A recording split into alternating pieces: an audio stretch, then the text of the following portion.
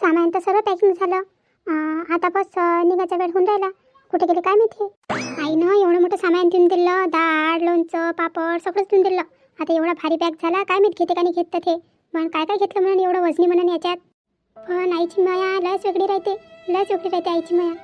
आता म्हटलं तिला कसंच पाठवून राहिलं असेल मला तिथं पाठवाले काय माहीत. पण तरी ते मनावर एवढं वजं ठेवून मला पाठवून राहिली पाठवाले. पण आता मी तर सगळं देवावर सोडलं. आता माहीत पडते काय लिहिलं आहे तर माझ्या नशिबात. जातो तर खरी मी आता. राधिका, झालं का तुझं आवर सगळं ठेवलं ना व्यवस्थित? काही विसरली तर नाही ना? हो का आई, सगळं आठवणीनं ठेवलं. आणि जे राहिलं असेल ते दुकानाच्या हातानं पाठवून देजो मग नंतर. ठेवलं आई. हे बघ राधिका, आता तू तुझ्या सासरी चालली तर खरी, पण आता ठामपणे निर्णय घे. तू तुझा संसार व्यवस्थित कर आणि तुझ्या त्या नंदेच्या आणि तुझ्या सासूच्या काही ऐकू नको, काहीच नाही. आता तू फक्त तुझ्या मनानं विचार कर. आणि आता एवढी साधी सुद्धी राहशील ना तर ते लोक तुला जगूनही देणार. एवढी गोष्ट ध्यानात ठेव. आता जसा तिकडून प्रश्न आला तसंच उत्तर दे. आणि जर असं करशील ना तू तर तेव्हाच तुझा संसार होईन बाई. नाही तर मग अशीच वेळ येऊन जाईन अजून. आणि हे पहा राधिका, काही भिवू नकोस आणि कोणाच्याही धपकेल राहू नकोस. कारण की तू काही वाईट नाही करून राहिली. आता त्यांनी ते केलं तर त्यांनाच भुगता म्हणा. आणि असं मनात विचार नको येऊ देऊ का त्याच्या आईबापाच्या दूर ठेवलं म्हणून तू तुझ्या नवऱ्याला. जाऊ द्यायचं, आपणही भेटू द्यायचं. ते त्याच्या आईबाबाला भेटेल ना. आता त्याचं लेकरू होय तर ते तर जाणारच आहे. पण त्याच्यात आपण काही नाही बोलायचं. फक्त आपल्यापर्यंत आली तर मग आपण सोडायचं नाही. पण आई, हे सगळं कशी करण ग आई मी? हे पा राधिका, असं तर करावंच लागत. आता म्हटलं जर पोरी आपल्या राहिल्या ना तर हे दुनिया तिले जगून देत. आपल्या नारी राहायची ही वेळ नाही आहे. आता म्हटलं झाशीची राणी बना लागते. झाशीची राणी बनाले. आणि आता तू कोणालाच सहन नको करू. जेव्हा स्वतःवर येते ना तर तेव्हा बरोबर सुचते काय बोलायचं आहे काय नाही. आणि तू भिवू नको, मी आहे म्हटलं तुझ्या पाठीशी. काही झालं गेलं तर पटकीने फोन लाव गण्याले. मी येतो आणि गण्याले घेऊन येतो. काही टेन्शन नको घेऊ तू. आई, मी कशी करेन आई सगळे? मी कशी करेन? हे बघ राधिका, हे सर्व तुलाच बघावं लागेल. आता इथपर्यंत माझी जिम्मेदारी होती बेटा. पण आता तुझं समोर पाहा लागेल तुला. आता तुझं जीवन आहे.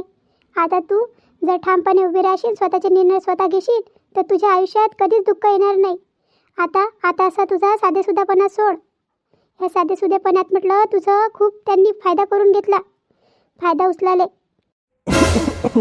झालं काय तू की मायलेकीचं एवढं लढा लागते काय? काय नवीन रवरी चालली काय तू सासरी? आप्पा आप्पा. अगं राधिका, तू तर माझी खूप गुणी लेक आहे बाई. तू सगळं बरोबर करशील तुझ्या संसाराचं. काहीच टेन्शन नको घेऊ. तू सगळं बरोबर करशील आणि हिंमत नको हारू. राधिका, चल ना, उशीर होईन ना मग. गाडी निघून जाईन ना, चल ना लवकर. ताई, स्वतःचं ध्यान ठेव. जर काही झालं तर मला फोन कर, मी लगेचच येतो. काही टेन्शन नको घेऊ ताई, तू मी आहे सध्या. गण्या, स्वतःची काळजी घे आणि आईवर आणि आप्पावर लक्ष दे. कारण की आता हे पूर्ण कर तुला सांभाळावं लागेल. ताई, तू काहीच काळजी नको करू इच्छी. तू फक्त आता तुझं ध्यान ठेव. आता अशी साधीसुधी नको राहू. साधेसुधे राहिल्या ना सारा लोकांनी तुझा फायदा उचलला. आता म्हटलं आता पक्की हिंमत कर आणि जाय आता तू सासरी. आणि काही झालं तर फोन लाव मग. हो रे गण्या, आता तर असं वाटतंय का खरंच तू माझ्यापेक्षाही मोठा झाला. सर्व घर सांभाळून घेशील तू. आई, येतो मग मी. अगं राधिका, कशाला तिकडे पाहून लढते ग? बस कर आता, खूप झालं ना. रडून काय तब्येत खराब करशील का ग बाई?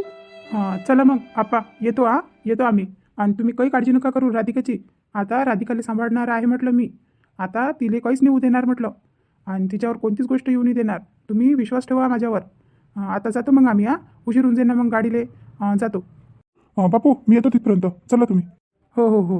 गण्या, ह्याने काय मोठा बॅग मी घेऊन घेतो. आणि तो तुझ्या ताईचा लहानवाला तू घेऊन घे. लस भारी झाला. काय घेतलं राधिका याच्यात? किती भारी झाला हा या बॅग. काही नाही, थोडंसं आईनं सामान दिलं होतं. अहो जावई बापू, पोरगी खाली हात चांगली नाही वाटत ना. माहेरातून गेलेली, थोडंसं सामान होतं म्हटलं तर दिलं त्याच्यात टाकून. आता तुम्ही वेगळा संसार करणार आहात तर काम येईन तुम्हाला. बरं, ध्यान ठेव जा आमच्या पोरीचं. आता जे काही झालं ते विसरून जा. पण याच्या पुढं ध्यान ठेव जा आमच्या राधिकाचं. हो जावई बापू, आम्ही गरीब जरूर असलो पण आमची लेकबाय खूप चांगली आणि खूप गुणाची आहे. आणि आता झालं गेलं त्याच्यावर टाका माती. पण आता संसार सुखाचा करा, नाही तर काही अर्थ नाही राहणार याला. आणि आमच्या पोरीला जसे घेऊन जाऊन राहिले तसे सुखात नांदवा तिला. अहो आप्पा, तुम्ही काहीच काळजी नका घेऊ. आता कोणतीच अशी वाईट गोष्ट तुमच्या कानावर नाही येणार, याचा मी विश्वास देतो ना तुम्हाला. तुम्ही कशाला काळजी करता? चला मग निघतो. आता बोलण्यात खूप उशीर झाला. निघतो आता, नाहीतर मग बस निघाली का अजून बसा लागन. एक तर या गावातून लवकर लवकर बस नाही भेटत. सकाळ आणि संध्याकाळ 2च टाईम भेटते. निघतो मग लवकर निघतो. जाग बाई राधिका, स्वतःची काळजी घे आणि काही लागलं तर फोन कर. हो आई. गेली बाई राधिका. आता काय माहीत ते लोक कसा व्यवहार करते आणि कसा नाही तिच्यासोबत. आता मी पोरगी तर एवढी साधीसुधी आहे, तिला तर एवढं समजतही नाही. पण आता तिला सांगितलं तर खरी, पण काय माहीत ते उत्तर देऊ शकन का नाही देऊ शकन, तर काय हाल होईल माझ्या पोरीचे आणि काय नाही. सुनबाई, काय रे एवढं टेन्शन घेतं? सगळं चांगलं होईल. आता म्हटलं पहिलेपेक्षा आता जवळ बुवा लय सुधारले दिसून राहिले मुले. आणि त्याला काळजी आहे आपल्या राधिकाची. काळजी नसती तर ते आपल्या अटीला मान्य झाले नसते. आणि आता जे काही होईल ते चांगलंच होईल असा विचार नको आणू तू मनात. आता सगळं चांगलं विचार कर. चांगलं विचार केल्यानं सगळ्या गोष्टी चांगल्याच घडते. आता काही असं वाईट नको आणू बरं म्हणतात. पण जाय आता तू असं तोंड उतरून नको बसू. देवाला प्रार्थना कर का जे होईल ते चांगलं होऊ दे रे बाप्पा. काय आहे दुसरं? मी गेलो असतो राधिकाला सोडायला बस स्टँडपर्यंत, पण मग काही तब्येत बरोबर नाही. आणि म्हटलं अजून तिथं गेलं चक्कर करायला तर अजून मलाच पाहा लागन. आणि कशी पोरगी चालली तर त्याच्यात विघ्न कायले जराशे ना, म्हणून मी काही गेलो नाही तर मन होतं माझ्या राधिकाले बसपर्यंत सोडायला. म्हटलं बस स्टँडपर्यंत तरी जातो म्हटलं तिच्यासोबत. पोरगी लस गुन्हे आहे बाप्पा. आता किती आठवण येईन तिची घरात. काही म्हटलं का पटकन आणून दे, काही म्हटलं का चटकन करून घे. आता झालं घर सुनं. जसं होतं पहिले तसंच झालं. पोरी बारीचं असं असते मामाजी.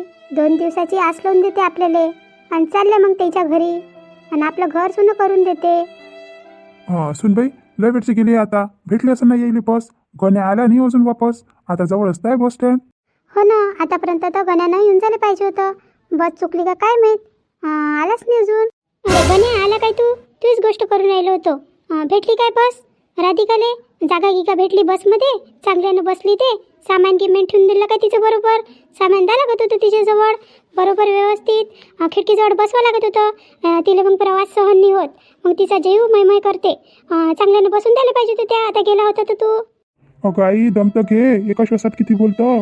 अजून दम येईन ना तुले. गेली आई, ताई गेली, बसली. चांगल्या जागा गिगा सगळं भेटली. आज बसमध्ये काही गर्दी नव्हती. चांगली जागा भेटली तिला. बसून किसून दिलं. लढून राहिली होती बसमध्ये बसून. मग मी म्हटलं काय लढता आता, जाय आता मन पक्क कर म्हटलं. जाय काय करतं. मग भाऊजी म्हणे काही टेन्शन नका घेऊ म्हणे. मग थोडा वेळ थांबलो आणि निघाली मग बस. तोच वेळ होता बसचा. जर थोडासा उशीर झाला असता ना तर बसही नसतं भेटली, निघून गेली असती.